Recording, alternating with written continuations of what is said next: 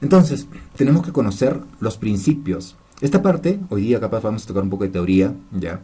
Pero sí es importante porque si ejercemos una carrera, esta carrera de contabilidad descansa sobre una base, sobre los pilares fundamentales, sobre los principios contables generalmente aceptados. Eso seguramente ustedes a mí ya lo han tocado. Pero es importante que sean muy conscientes. ¿Por qué? Porque al no ser conscientes de estos principios, ya es como si estuviéramos no sé, en un limbo, a veces perdido, ¿no? Porque sencillamente no conocemos los principios básicos que rigen, ¿ok? Son como los principios naturales que rigen la contabilidad. Entonces acá tenemos 15 principios. Uno de ellos es la equidad. ¿Qué significa ser equitativo? Cuando dicen tienes que ser equitativo, justo. ¿Ok? Vamos a leer un poco de esto que dice: equidad significa ser justo, imparcial y razonable. Dar a cada quien lo que se merece sin perjudicar los intereses de otros. Dar a César lo que es de César, dice, ¿no? Entonces, es que es cierto, ¿no? O sea, la contabilidad tiene que ser justa, tiene que reflejar las operaciones que realmente realiza la empresa, todos esos resultados, registrar cada operación. No podemos acomodar la contabilidad. Imagínate tratar de beneficiar, digamos, a la misma empresa distorsionando la contabilidad, distorsionando la información. Pero ojo, la contabilidad te da la información. Entonces, si empiezas a distorsionar esta información, o sea, ¿cómo estás creando la historia de esa empresa?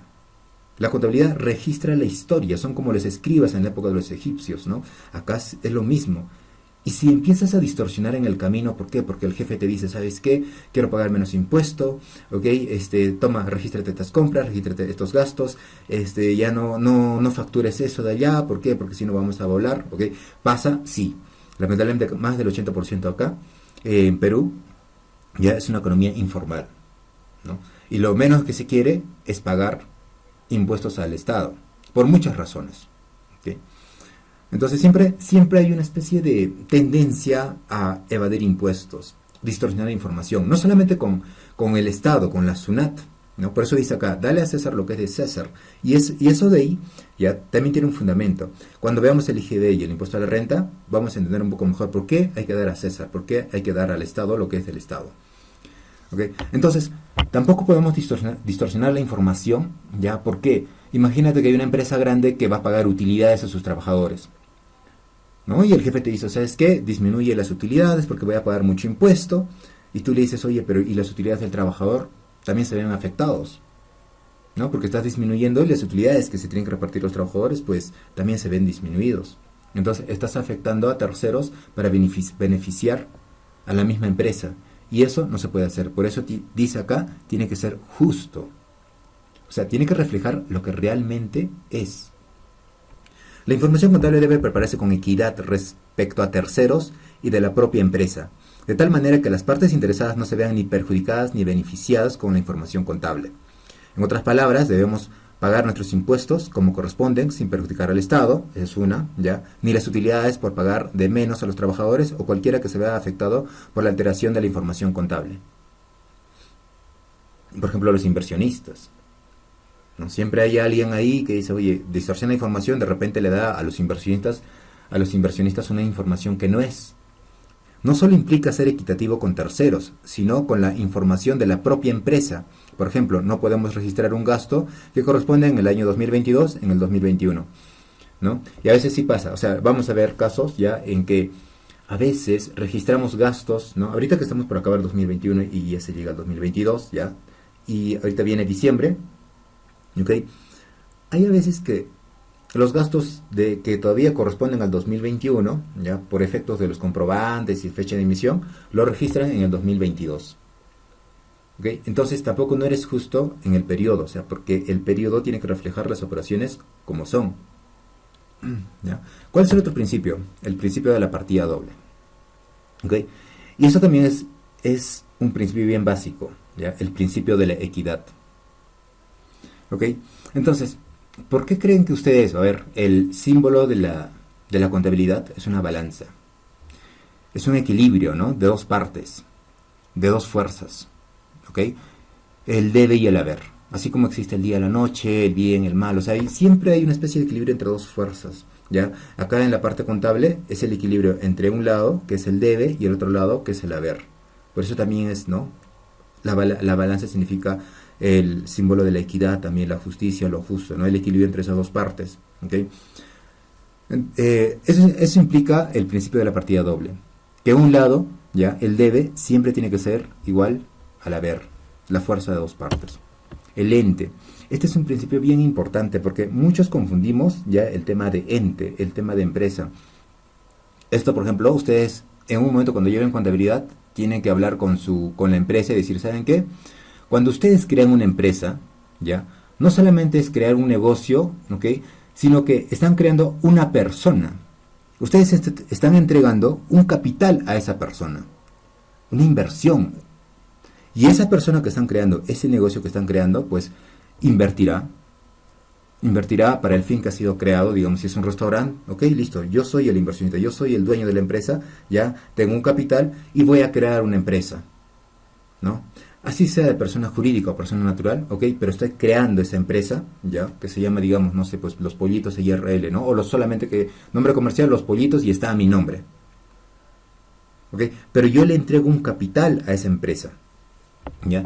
Pero a la vez yo tengo que respetar ese principio, porque estoy creando un ente, estoy creando una persona ahí, es una entidad.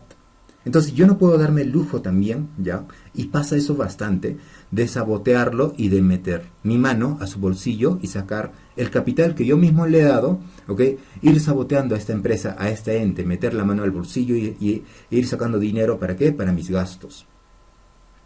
Y eso es muy complicado, ¿ya? ¿Por qué? Porque generalmente todos los negocios lo que hacen, ¿no? Como acá nosotros somos negocios de emprendedores, ¿ok? Lo que hacen es crear una empresa, ¿ya? Y de repente vivir de ellos, vivir de ese capital, sabotearlo, ¿no? ¿Por qué? Porque no están acostumbrados a ver el negocio de una manera empresarial, porque no dicen, ok, ese es un negocio aparte, yo no puedo tocar su dinero, ¿ya? Ese capital tiene que trabajar, tiene que invertir, porque si yo toco el dinero, yo estoy como que, ¿no? Aparte que no hay contabilidad, no estoy llevando una contabilidad, va a distorsionarse todo eso, ¿ya? Y de repente me voy a quedar sin capital. ¿Por qué? Porque a lo largo del tiempo, un mes, 2 o 3 meses, he estado consumiendo ese capital. ¿Ok? He sacado un préstamo del banco a nombre de la empresa. ¿Por qué? Porque, oye, de repente se me acabó la plata. No sé cómo, pero se me acabó la plata. Entonces, como la empresa ya tiene movimientos, ya las puertas del banco se empiezan a abrirse y te ofrecen préstamos. Entonces, el empresario, ya, o ¿no? El emprendedor va al banco y de repente saca préstamo. ¿Okay? Y ese dinero también es víctima. ¿Por qué? Porque como no hay un control y no se respeta el principio de ente, ya hace lo mismo. El inversionista, el empresario, sigue consumiendo para sus gastos personales, ¿ok? El capital de la empresa, ese dinero que se ha prestado. Y de repente, no sé si ustedes han visto ese círculo, el círculo vicioso de que de repente se acaba el dinero, no sabes en qué, porque sencillamente no tienes control, ¿ya? Lo gastaste en la educación de tus hijos, en tu comida, en la construcción de tu casa, todo sale del negocio, de repente como que te falta dinero, entonces tienes un préstamo, ya no tienes dinero para pagar la cuota de la empresa. Pues otro banco te toca la puerta y dice, ¿sabes qué? Usted ha sido buen pagante, veo que no, entonces te podemos darte un préstamo. Ah, perfecto, ¿ok? Mientras, ¿no? Si hay plata y yo necesito plata, ya, y no, ya veré cómo lo pago, ¿ok? Ya veré cómo lo pago, ¿no? ¡Pam! Inyecta capital ajeno, préstamo. Pero no miren, ya, que ese préstamo también genera intereses, ¿no? Habría que evaluar ese préstamo, qué tan rentable es y a dónde se va a invertir, a qué proyecto, a qué campaña, ya, y medirlo y saber cuál es la rentabilidad de ese préstamo. Si realmente ha generado lo suficiente, al menos para cubrir los intereses y generarme una utilidad. O sencillamente ese dinero se ha disipado ahí, ya, en las operaciones y con mis gastos y con otros gastos y con multas y, ¿no? Entonces el dinero se fue y no lo supe administrar. Es por eso que este principio, el principio de ente, es uno de los más importantes, porque ustedes tienen que hacerle dar cuenta al empresario y ustedes también ser conscientes de que cuando se crea un negocio, así sea persona jurídica o persona natural, ¿ok? No pueden sabotearlo, no pueden meter a la mano al bolsillo, ¿no? Y tienen que respetarlo. Es como en marketing, ¿no? En marketing te dice, ok, cuando tú creas una marca, ya, esa marca tiene una personalidad, tiene principios y tiene valores, tiene una conducta. ¿no? Es como una persona más, ¿ok? Así tiene que ser. Tú tienes que respetarlo. La gente tiene que aprender a respetarlo. A ver, ¿qué dice acá? La empresa es una persona más, nacida de manera natural o jurídica, con personalidad, principios, valores, visión, misión, objetivos y metas. Ni los propietarios ni terceras personas pueden vulnerar sus recursos económicos, puesto que su patrimonio es diferente al de los propietarios y están destinados exclusivamente para el fin que fue creado. No se puede involucrar en la contabilidad los gastos personales de los propietarios ni de terceras personas, alterando la información contable. Asimismo, una persona puede tener varias empresas y la contabilidad y elaboración de estados financieros debe ser de manera independiente para cada empresa. ¿Okay? Entonces, esa parte, ¿no? Ustedes pueden crear todas las empresas que deseen, ¿ya? Y obviamente cada empresa que creen es una ente distinta. Tampoco pueden hacer una ensalada y de repente pues no saco dinero de acá, ya, y lo inyecto acá y otra vez saco dinero de acá y lo inyecto otra vez acá, ¿no? Si hay control, perfecto, pero si no hay control no pueden hacer eso, ¿no? Pero sí se hace bastante, o sea, ustedes en la vida real van a chocarse y realmente, ya, como los empresarios no tienen, ¿no? Como los emprendedores no tienen todavía una cultura empresarial, bueno, mientras el dinero esté en su mano, en su bolsillo, ellos pueden hacer lo que les dé la gana, y eso lamentablemente nos perjudica a nosotros, ¿no? Perjudica la labor contable, porque no nos permite llevar en realidad. Si no puedes controlar el dinero, ya, no hay manera. Si no hay herramientas de controlar el dinero, olvídate, esa contabilidad ya de por sí te puede traer, ¿no? Es bastante trabajoso, porque te puede traer problemas tributarios, ¿ya? Puede haber un incremento de capital que no se justifica. De repente empiezan a, ¿no? Empiezan a inyectar dinero, y tú no sabes de qué, ¿no? ¿Por qué? Porque tú solamente, a veces los contadores nos dedicamos solamente a declarar impuestos, y te traen las compras y las ventas, pero nunca hacemos el libro caja bancos. Pero ahí que presentamos, la SUNAT puede detectar que hay indicios, ¿no? Inclusive de lavado de activos, y te dice, oye, ¿y de dónde estás sacando tanto dinero si no estás bancarizando? Te pregunta, ¿no? Claro, o sea, y tiene razón. ¿De dónde estás sacando tanto dinero? ¿Ya? Y no sabes justificarlo. Entonces, ahí empieza la SUNAT, y con todo derecho, creo, con toda razón también, decir, ok, acá hay evasión de impuestos. ¿Por qué? Porque como no tienes control del dinero, es más, ni siquiera sabes el origen, no me justificas el origen de tu capital, ¿ya? Puede ser que estés haciendo muchas ventas sin facturar. Y no sé con qué dinero estás comprando, ¿no? Entonces, ok, hacen una especie de cálculos y al final te dice, ¿sabes qué? El IGB que no me has pagado es tanto. Y el IGB o el impuesto a la renta que no me has pagado es tanto, ¿ya? Entonces, ha pasado 3 años, ¿ya? De hace 3 años, ¿no? Te calcula, más los intereses, pues ya resulta que te sale un montón, un dineral de plata por, ¿no? Justamente por no haber llevado una contabilidad. Y eso también hay que ser responsables, porque inclusive, ya, nosotros para deslindar responsabilidades deberíamos mandar mediante correo electrónico, tener las evidencias y decir, ¿sabe qué? Señor gerente o señores propietarios, por favor, no agradeceré regularizar, pues mediante correo, que quede como un escrito. Tiene que haber siempre constancia de que ustedes hacen un trabajo profesional, siempre. A veces, cuando tú le dices, ya de boca a boca, no cuenta eso, porque en algún momento te puede decir, oye, pero nunca me has dicho, o no sé, pues no me has aconsejado de esto, que haga esto. ¿No? Estás en una empresa, de repente ves, estás trabajando, estás en planilla, pero tú como contador ves que realmente es un desorden, ya, pero capaz por ahí que el contador sí, pues ¿no? Perdón, el empresario sí está como que por ahí quiere ordenar, pero nadie le dice, ya.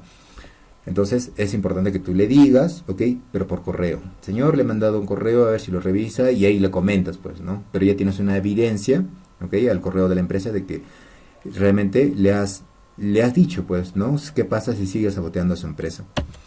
Bienes económicos. Esta parte significa que, y es un poco obvio, ¿no? Todos los activos de la empresa ya tienen que tener un valor monetario. O sea, pero ¿cómo podrías contabilizar, no? También esa parte es bien obvia. ¿Cómo podrías contabilizar algo que no tiene un valor monetario? Tiene que medirse económicamente, sí. Tiene que tener un valor en soles o en dólares, en alguna moneda, sí, tiene que tener valor. Un software tiene un valor económico. Bienes muebles, inmuebles tienen un valor económico.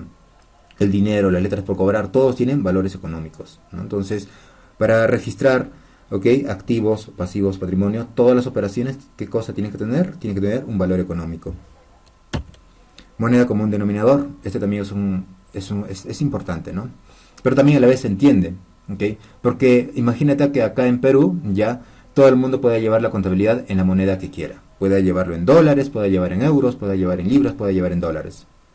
Entonces no se puede, ¿no? Acá lo que rige es el principio de moneda común denominador, significa que en un país ya todos deben llevar la contabilidad con una sola moneda, que es el común denominador, acá sería el soles peruano. En dólares hay excepciones, pero es cuando las empresas transnacionales hacen contrato directo con el Estado. Directo con el Estado. Son ciertos casos y se dará pues 1 o 2 veces al año, ¿no? O sea, exclusivamente con el Estado. Entonces no nos metemos ahí todavía. Acá lo que nosotros llevamos es moneda común denominador, todas las contabilidades son en soles. ¿Ya? ¿Y por qué también? Porque también a la vez te permite, pues, imagínate que ustedes lleven una contabilidad en dólares y yo en soles, ya al final queremos hacer una comparación. Porque de repente vamos a fusionarnos, ¿no? O de repente yo quiero invertir o tú quieres invertir en mi empresa, ya, pero tu información está en dólares. ¿Ok? Entonces tendrías ¿qué cosa? De repente actualizar todo, ¿no? Toda tu contabilidad que está en dólares a soles, o yo tendría que actualizarlo, ¿no? De soles a dólares para poder medir, para poder comparar esa información. Entonces como que te das doble chamba, ¿no? Y para todo eso, para evitar todo ese problema, listo. ¿Sabes qué? Toda la contabilidad solo en soles, en la moneda común denominador. Empresa en marcha. Eso también es importante.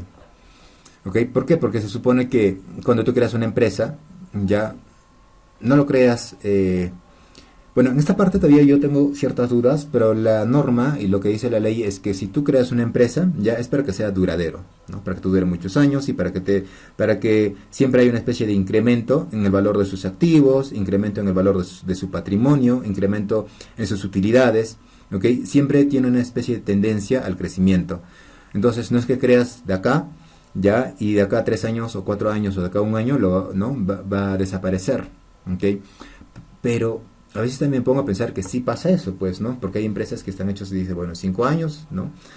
Por 5 años y de repente deciden liquidarlo dentro de 5 años. Pero en todo ese proceso o tiempo de vida ya está presente la contabilidad. ¿Por qué? Fácil. Porque tienen que medir sus recursos económicos financieros, tienen que controlar todos esos recursos económicos financieros, porque también, ¿qué más? Necesitan controlar, ¿no? Ya lo dije, ya.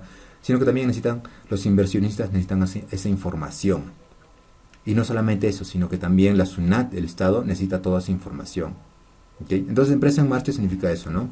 Ahora vamos a ver qué dice acá. La contabilidad se aplica a toda empresa que esté en marcha, en pleno funcionamiento de sus operaciones, y haya una proyección a seguir continuando sus operaciones en el futuro con proyección a un crecimiento.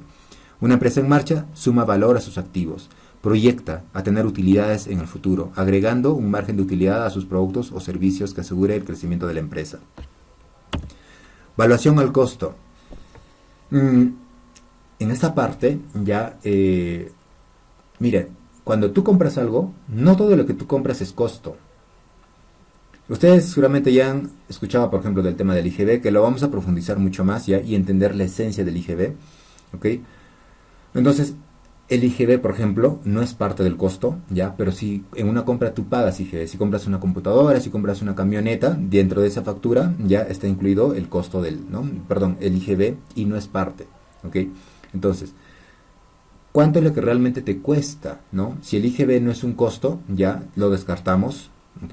Y lo que me va a costar es, pues, lo que he pagado menos el IGB, ese es el costo. Pero también este principio lo que dice es que todo lo que ingresa, ya, al almacén o todo lo que vas a evaluar como activo de la empresa tiene que ser al costo.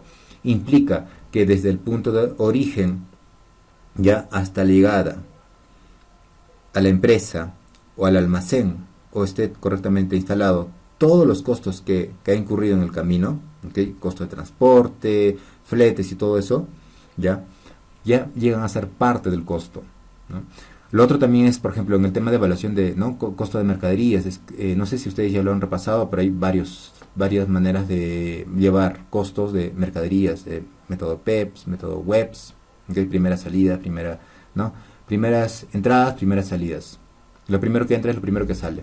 Y con ese costo, ¿no? ¿Con cuánto entró eso primero? Eso que, lo primero que entró, ¿cuál fue su costo? ¿Ya?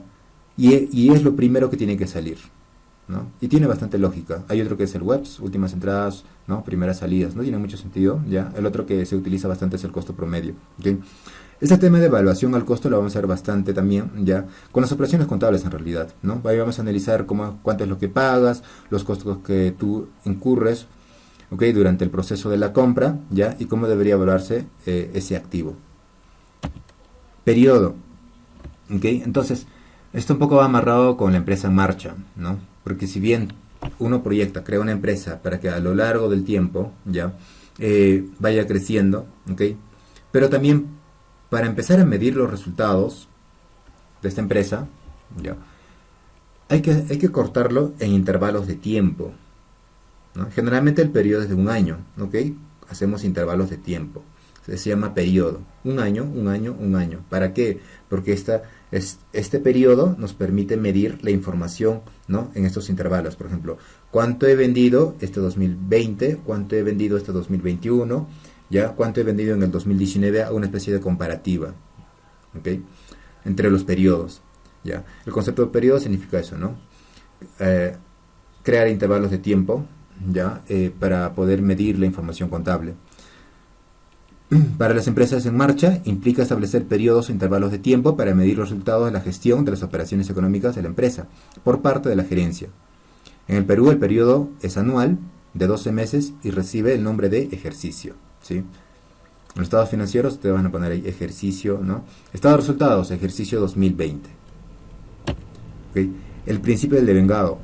Esto de acá es recontra importantísimo. No solamente para el cálculo, o sea, no solamente por un tema contable, sino también por un tema tributario. Gran parte de las leyes, de las normas tributarias, al menos del impuesto a la renta, ya descansa sobre el principio del devengado. ¿Qué quiere decir el principio del devengado? Devengado significa que los ingresos y los gastos se deben reconocer en el periodo que corresponden. Y recuerdan en la primera que dijimos, cuando tocamos el principio de equidad, muchas veces hay gastos que se contabilizan en el periodo siguiente, ya por un tema, no sé, pues que ves en la factura, capaz la fecha de emisión, que está con 4 de enero de 2022, pero el gasto corresponde al 2021, ya, pero como la factura o la boleta está con fecha de enero, pues lo tienes que contabilizar en enero, capaz, ¿no? Y algunos lo contabilizan en enero, ¿ok? Pero no. En ese caso, por ejemplo, ya, ¿por qué es importante? Porque tú tienes que darle una información fiable, leal, las cosas, ¿no? Como son, justa, como dicen, ¿ok? A la gerencia, a los usuarios. Entonces, si de repente empiezas a reconocer gastos e ingresos en el periodo que no corresponden, pues esa información contable, o al menos los estados financieros, no reflejaría lo que realmente es. Eso también lo vamos a ver. Sucede bastante, por ejemplo, con los seguros pagados por adelantado o con los anticipos, ¿ok? Muchos contabilizan, por ejemplo, compran un seguro, ¡pam!, y todo lo mandan al gasto, ¿ok? Entonces, en ese caso, ese seguro se va devengando cada mes. Lo compraste, digamos, el 1 de noviembre y vence el 1 de octubre del próximo año, ¿ok? ¿Lo vas a mandar todo al gasto en noviembre, en el momento que tú compras? No. Ese gasto se va a ir devengando cada mes, ¿no? Y cada mes se va reconociendo el gasto en el periodo que corresponde, en el mes que corresponde, en el ejercicio que corresponde. ¿Ok? A ver, vamos a ver qué dice. Es uno de los principios fundamentales de la contabilidad para el registro de las operaciones contables y formulación de los estados financieros.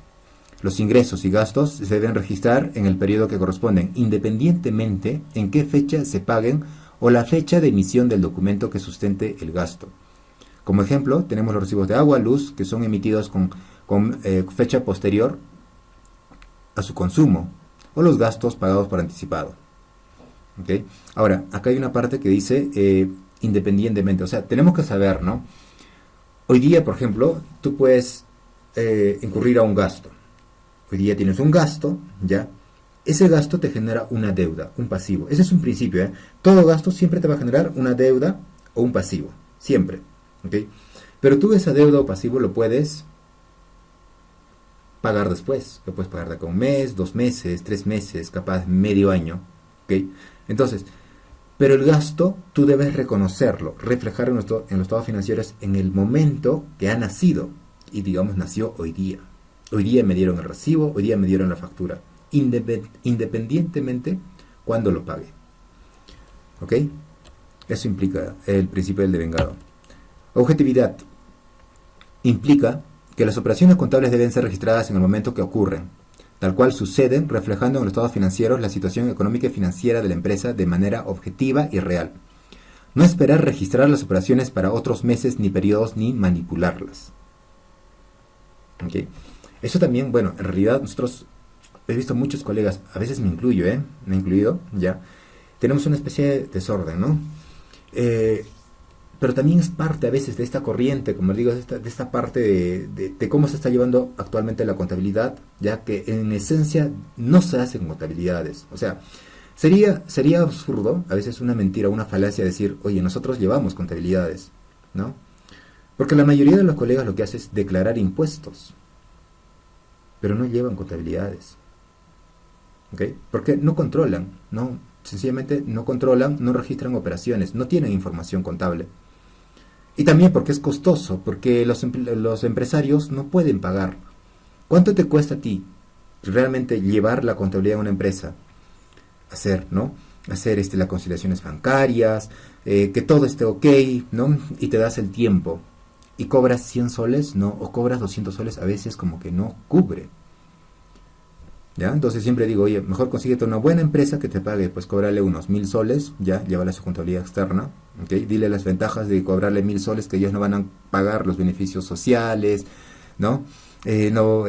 Básicamente sería eso, ¿ya?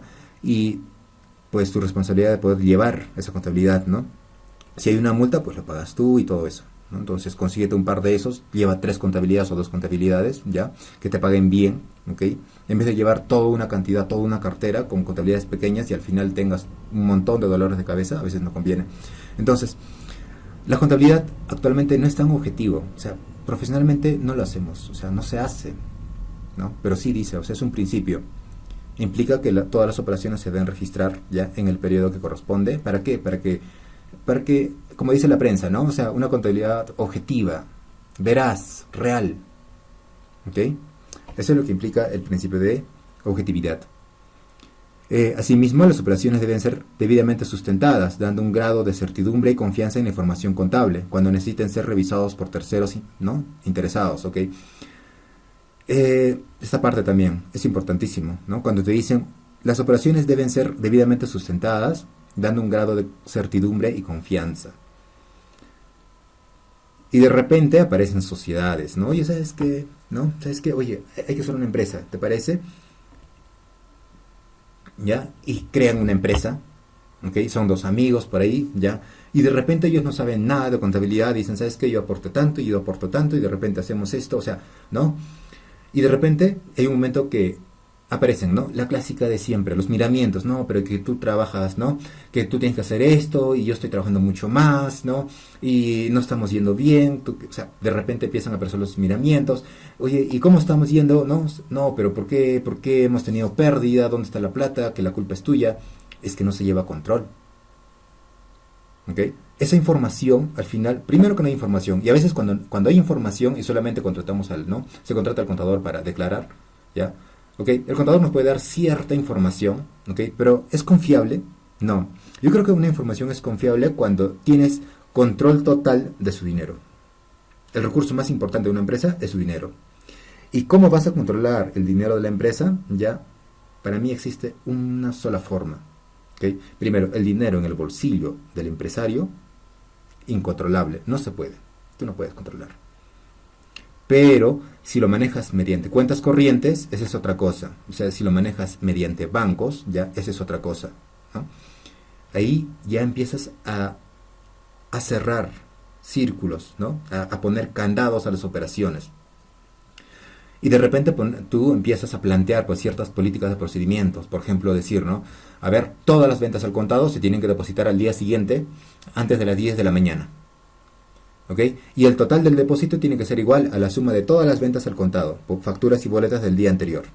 Entonces, como ya tienes una especie de comparación, y las ventas al crédito, ya, tiene que tener, pues, primero, la autorización de la gerencia, de los dueños, ¿ok? Y llevar un control de esa cuenta 12, ¿no? De esa cuenta de cuentas por cobrar.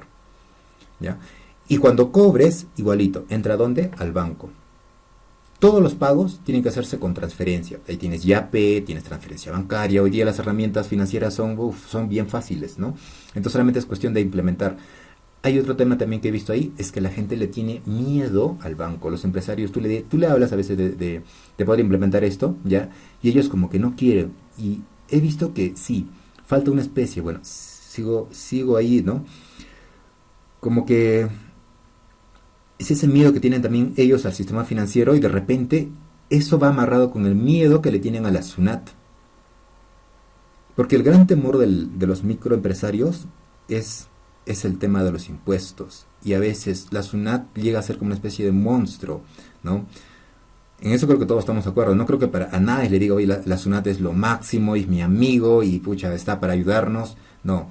Todo el mundo tiene esa sensación de que uno de los mayores enemigos, digamos, de los microempresarios, de las pequeñas empresas, pues es el mismo Estado, ¿ya? Mediante la SUNAT. Por más que la SUNAT haya querido, pero sí. Y eso impide una barrera emocional, creo yo, ya de que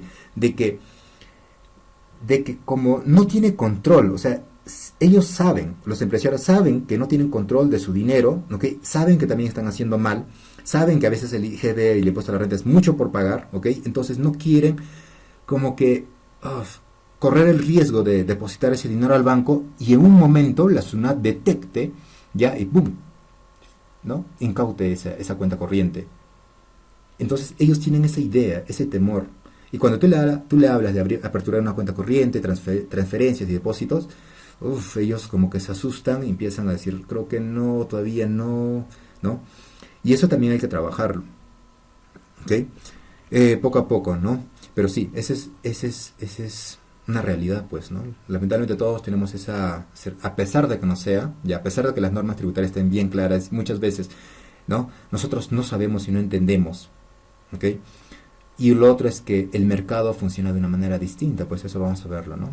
Ya, más adelante, ¿ok? Hay muchos factores, pero se concluye, pues, ¿no?, al final, de que siempre, la SUNAT es un monstruo, ¿no? Es el enemigo ahí como que cobrando impuestos, ¿no? Se tiene esa sensación. Entonces tiene que ser objetiva, pues. Asimismo, las operaciones deben estar debidamente sustentadas, dando un grado de certidumbre y confianza en la información contable.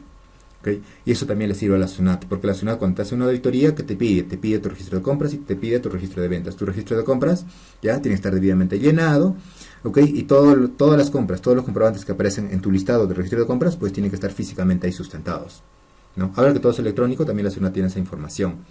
Pero sí, pues tiene que estar todo sustentado, tiene que estar todo, ¿no? Que dé ese grado de certidumbre y confianza. ¿Ok? Realización. Esto va amarrado un poco con el principio del devengado. ¿Ya? Realización. Por ejemplo, cuando una empresa recibe un anticipo, ¿ok? Hoy día, por ejemplo, viene un cliente, ya, y me dice, señor, ¿sabe qué? Necesito, ¿no? Mi empresa vende mayólicas, ¿ya? Y también importa, ¿no? Vende unas mayólicas italianas, ¿ya? Entonces viene un cliente, me dice que he visto su catálogo, ¿ya? Y me gustaría adquirir estos, ¿no? Todo este juego de lavatorios, ¿no? Este juego de baño y esta mayólica. ¿Ok? Yo le digo, ¿sabe qué? Pero eso es un pedido especial, yo tengo que hacer la importación, ¿no? Yo tengo que hacer pedido a Italia y más o menos demora entre 4 meses en llegar. ¿Está bien? Sí, claro, está bien. ¿Ya? Entonces me da pues un dinero. ¿Ok? Y de repente yo pues no sé, me descuido y no hago, ¿no?, la gestión, ya, y ha pasado un mes. Y de repente, ¿no?, a las 3 semanas llega y regresa el cliente que me dio el anticipo y me dice, señor, ¿ya es el pedido? ¿Cómo vamos? ¿No? ¿Por qué? Porque ya más o menos, como usted me dijo, unos 3 meses o 4 meses, ya la obra se está avanzando y yo estoy esperando esa fecha para poder, ¿no?, ya seguir continuando con la obra. Y yo digo, Osma, ¿sabe qué, señor? Discúlpeme, me he olvidado, no he hecho el pedido, ya, y probablemente no llegue. Entonces, y le llamo a la empresa en Italia, y la empresa me dice, ¿sabe qué, señor? Está discontinuado, ya no hacemos esos productos. Y tengo que decirle eso a mi cliente me dice, ¿pero por qué no me dijo antes? ¿Okay? Ya ha pasado casi un mes y me lo dice recién, ¿sabe qué? Voy a anular esta operación y ya no quiero nada, devuélveme el dinero. Entonces, una operación, un anticipo, ¿ya? ¿Es una venta? No, no es una venta. Porque en ese momento que tú le fallaste o de repente cualquier otro motivo, ¿ya? El anticipo es pues como una especie de garantía que te entrega el cliente, pues se lo puedes devolver también, ¿no? Se lo puedes devolver, ¿ya? Capaz por ahí que el cliente pague una penalidad, ¿no? Por digamos, anular esta operación, ¿ok? Pero el dinero se lo devuelves, ¿no? Igual, tampoco no sería muy inteligente perder un cliente que siempre te va a comprar, ¿ok? se lo devuelves. Entonces, esa operación de anticipo quedó, esa supuesta venta quedó en cero, quedó anulada. ¿Se hizo la venta? No, no se hizo la venta. No ¿se ha realizado? No se ha realizado. Se ha entregado el producto, se ha entregado la mercadería con todos sus riesgos y derechos, ¿no? que van adheridos al producto, ¿ya? A la operación, no. Solamente fue un anticipo. ¿Ok? Entonces, vamos a leer qué dice. Este principio va de la mano con el principio del devengado y se interpreta casi de igual manera. Los hechos económicos se registran cuando se realizan, o sea, cuando sean perfeccionados desde el punto de vista de la legislación y las prácticas contables, y se hayan ponderado todos los riesgos inherentes a tal operación. Entonces, no se ha perfeccionado pues el contrato, o sea, esa operación. Para entender mejor, pondremos el caso, ¿no? El caso práctico, el anticipo recibido por una venta. Eso, bueno, esa parte ya les expliqué, ¿ya? Entonces los anticipos ya no son, pues, no están perfeccionados, no se ha hecho la venta, sencillamente es un anticipo, no se ha realizado. ¿Okay? Bajo esa idea, bajo ese concepto, también se entiende, pues, qué es realización, ¿no? Que tiene que ser perfeccionado, que el servicio ya se tiene que brindar. Por ejemplo, si fuera una agencia de viajes, igualito, ¿no? Que está todavía en Panamá y te dice, de acá 3 meses voy a llegar, ¿ya? Por favor, te hago la reserva y te paga, ¿ok? Y tú le emites. ¿Le tienes que emitir la factura? Claro, tienes que emitir un comprobante porque la ley del IGB te dice, oye, apenas tú tengas el pago, tienes que emitir la factura, tienes que pagar el IGB, emitirás la factura, ¿ok? Pero no implica que sea venta, porque de repente de acá, ¿no? Ese señor que está en Canadá o en cualquier parte del mundo ya se enferma. Y este señor, ¿sabe qué? Ya no puedo ir, o no sé, pues no, me han despedido, ya no tengo, por favor, voy a cancelar no, mi reserva, devuélveme el dinero. Se le devuelve el dinero. Capaz con una penalidad. ¿Ok? ¿Se realizó la venta? No. ¿Y qué pasa si tú reflejaste esa venta, ese ingreso en los estados financieros donde dice ventas menos costo de producción, ¿ya? Igual utilidad, ¿ok? Tú ingresaste una venta y le dijiste, señores de la gerencia, hemos vendido tanto. ¿Y se ha vendido? No, no se ha vendido. ¿Y sabes por qué no se ha vendido tampoco? Porque en el estado de resultados, ¿ya?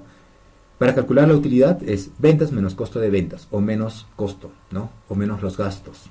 Igual utilidad, ¿ok? Porque toda venta, o sea, tiene un costo, ¿no? Supuestamente debería tener un costo para calcular la utilidad, ¿ya? Entonces, por ejemplo, si vendes mercadería, tendrías que responder a esa pregunta. ¿Cuánto te costó, ya, esa mercadería que vendiste? En un anticipo, ¿tienes esa información? No, no sabes. ¿Por qué? Porque, digamos, vas a ser pedido a Italia, ya, después esa mercadería va a llegar, capaz por ahí en el camino, ¿no? Hasta que llega a tu almacén vas a tener otros costos, ya, que son parte del costo de la mercadería, ¿ok? Entonces, hasta que llega a tu almacén y le entregues, pues tú no tienes esa información de ventas menos costo de producción o costo de ventas. Igual utilidad. Y si no tienes esa información, ¿cómo podrías decirle a la gerencia, he vendido tanto? Es imposible, ¿cierto? Se estaría mal mi estado financiero. Prudencia. Siempre hay que ser prudentes también, ¿eh? Sinónimo de cautela, moderación, sensatez. Las pérdidas se deben registrar cuando se conocen, debidamente sustentados, y las ganancias solo cuando se hayan realizado. ¿Ya? Ahí está, ¿ve? Realizado, realización. ¿Okay? También significa que cuando se deba elegir entre dos valores para un elemento del activo, normalmente se debe optar por el más bajo, o bien que una operación se contabilice de tal modo que la participación del propietario sea menor. ¿Ya? Prudencia, por ejemplo, a ver, claro, generalmente, como les decía, ¿no? Si tú compras un activo, ¿ya? Lo vas a registrar bajo el costo, ¿no? El costo, el importe que está en la factura o en el comprobante que estás ahí, ¿no? ¿Qué pasa si ahora compras, digamos, no sé, digamos en la época de pandemia, ¿no? En la época de pandemia, de repente a los inicios, ya la caja de mascarillas como que te costaba 6 soles, ¿ok? Y como que ya más o menos ya me diste que, ¿no? Van a cerrar todo y de repente alguien se obstaculó de bastantes mascarillas, ¿ya? Y lo compró todo a 6 soles. A la semana, ¿ok? Llegó a estar, digamos, unos 30 soles. Subió. Entonces, tú no puedes reflejar pues en tu contabilidad, no puedes hacer un asiento de ajuste, ya incrementando tu activo y decir, ¿sabes qué? Mi mercadería ya no cuesta 6 soles, sino ahora va a costar 30 soles. Y eso reflejarlo en tus estados financieros. O sea, no se podría hacer esa operación, ¿no? ¿Ok? ¿Por qué? Porque capaz a la semana siguiente otras bajan, ¿ya? Entonces tienes que tomar cifras reales, no puedes tomar, por ejemplo, cifras de mercado. Uniformidad significa que, bueno, para esto están todas las normas, ¿ya? Las normas internacionales de contabilidad, las normas, ¿no?, de información financiera, ¿ok? Significa que la contabilidad acá, ya en Chile, en Argentina, en Uruguay, en México, o sea, manejan el mismo lenguaje. ¿Por qué? Porque vivimos en un mundo globalizado. Porque ahorita yo puedo invertir en una empresa chilena, puedo invertir en uno, me puedo fusionar, puedo hacer muchas operaciones, ya, no solamente en Perú, sino a nivel mundial. Entonces, están pues las normas internacionales que rigen todo un lenguaje que tiene que ser homogéneo, tiene que ser la misma. No podemos manejar, yo no puedo llevar una contabilidad con mi lenguaje y crear un plan contable de acuerdo a mi criterio, ¿no? Y tú de repente creas tu plan contable, o sea, sabes perfectamente y creas tus códigos, tus propios códigos. Pero cuando de repente queremos fusionarnos, queremos hacer comparación, o si de repente tú quieres invertir en mi empresa, ¿cómo haríamos, no? Es como la moneda común denominador. O sea, tú manejas un lenguaje distinto al mío. No se puede. Entonces, hay un tema de uniformidad en la información contable.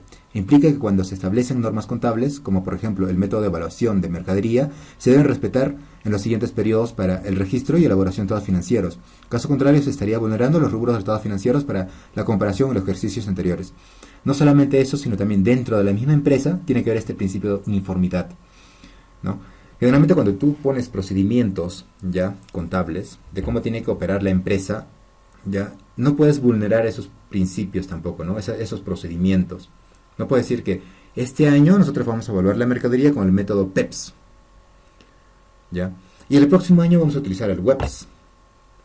O sea, no tiene sentido. O sea, tienes que ver una especie de uniformidad en todos esos procedimientos. Tiene que seguirse solamente un camino, una línea. No puedes distorsionar, ¿no?, las políticas. En caso se hubieran efectuado cambios importantes en los métodos de evaluación y registro de un periodo a otro, deberá esto revelarse con una nota a los estados financieros en el año que se efectúe el cambio, explicando la naturaleza de la diferencia del método, los motivos justificatorios del cambio y su efecto financiero.